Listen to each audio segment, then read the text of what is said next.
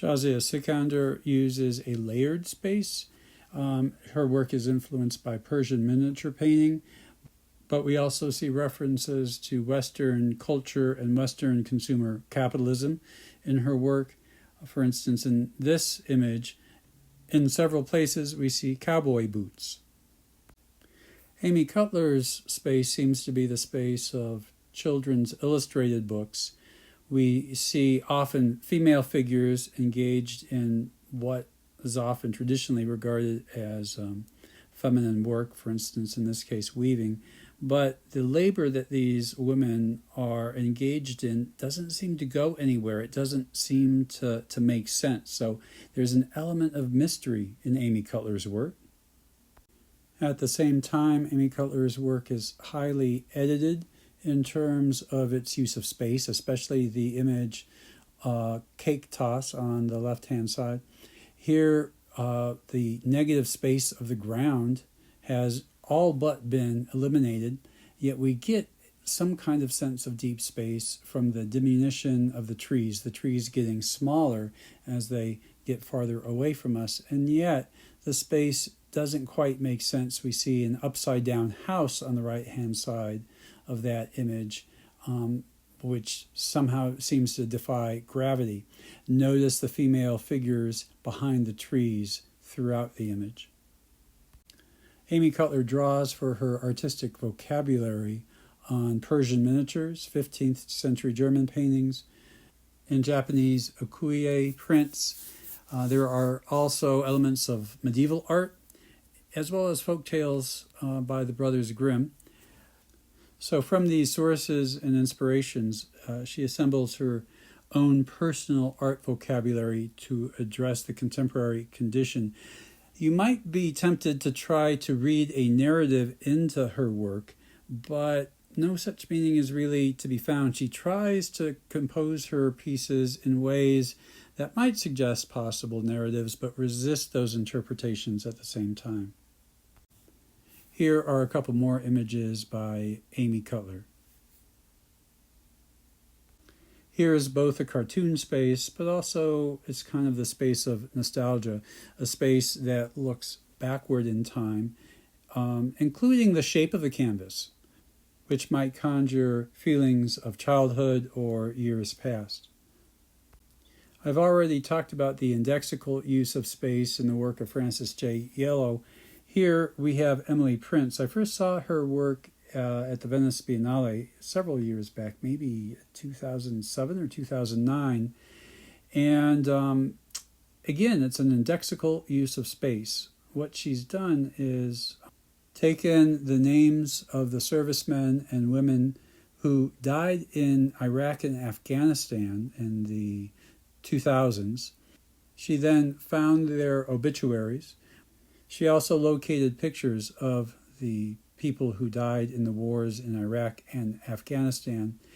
And on these small cards, she did a pencil sketch of each individual person, as well as hand wrote a little bit about the lives of each of these people that died in these wars, and then arranged these cards based on geographic location. So in the bottom left-hand image, you see something that looks like the outline of the United States, but is somewhat distorted, and that's because she's placed these cards with the obituaries and pencil portrait images of these service people. She's placed them according to where they're from. So we get an index of where the service people that served in these wars came from, as well as an index of the people who died in the war.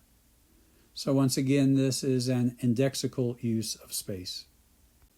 Joachim Nordstrom often uses a multi-directional kind of space so that the image can be read pretty much any direction that you happen to turn it. Steve DiBenedetto tries to find visual equivalence in his mark making, not just for the feel of the space, but for the sounds that you might hear in the space, for instance, around these helicopters. So he's thinking about space not just in terms of what's in front and what's in back, but also in terms of how the space sounds, what kind of sound fills the space.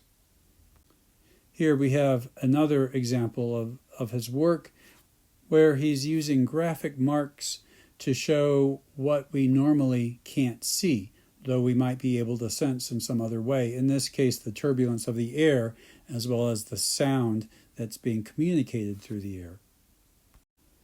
Russell Crotty invites us to explore and experience the space around his drawings. He often makes drawings on these round globes and then suspends them.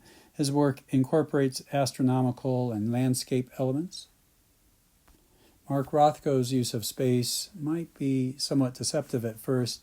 You might say that the artist is making flat shapes on a flat canvas panel, but the more you look at that work, especially his later work, it has almost a perceptual movement, a pulsing to it.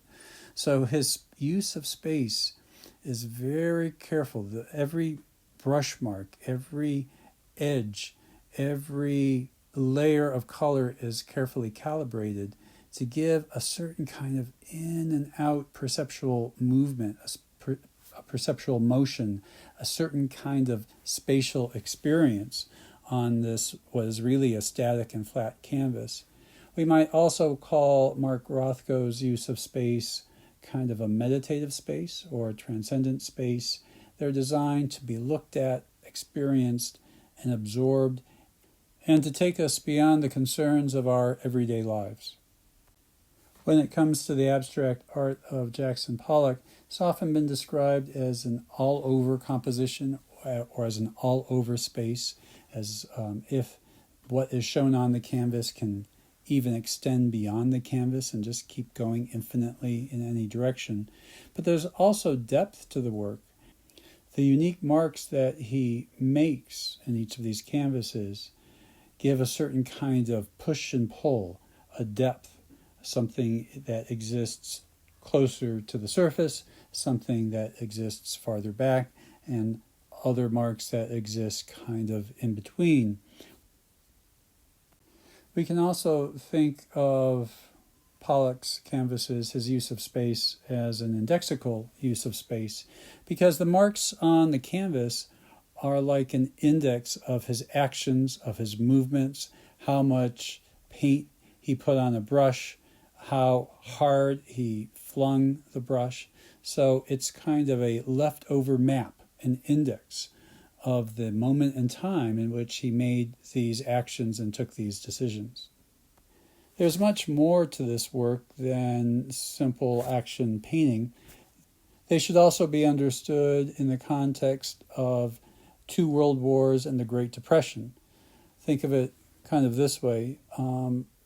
If our cultural and social institutions and our political institutions of the church and state allowed entire generations of men to be butchered on the battlefield twice, in World War I and then in World War II, and also failed to preserve the economic health and safety of families, of citizens, what can we trust?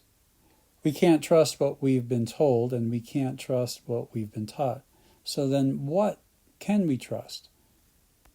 Abstract expressionism grew out of a movement that looked into the workings of the unconscious mind, and partly it was an attempt to reestablish a foundation for what can be trusted, what is authentic in life.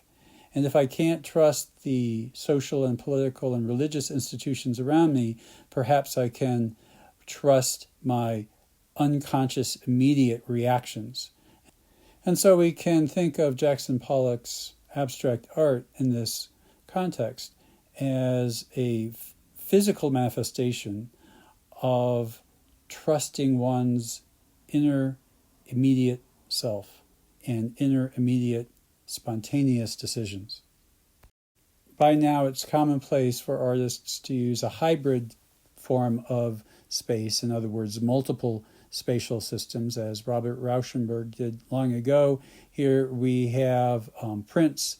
We also have a map, an indexical space, as well as a sculptural or installation element in front of the image. And nowadays, it's commonplace for artists to use installations and projections and sounds, multiple spatial systems in order to convey their ideas. So once again, the visual development of your idea and your concept is integral to your choice or development of the kind of spatial system that you're going to be using in your art. Space gives form to ideas. So ask yourself, how does your use of space cohere with or support, enhance, or elaborate your core idea, your core insight, your expressive purpose, or your concept?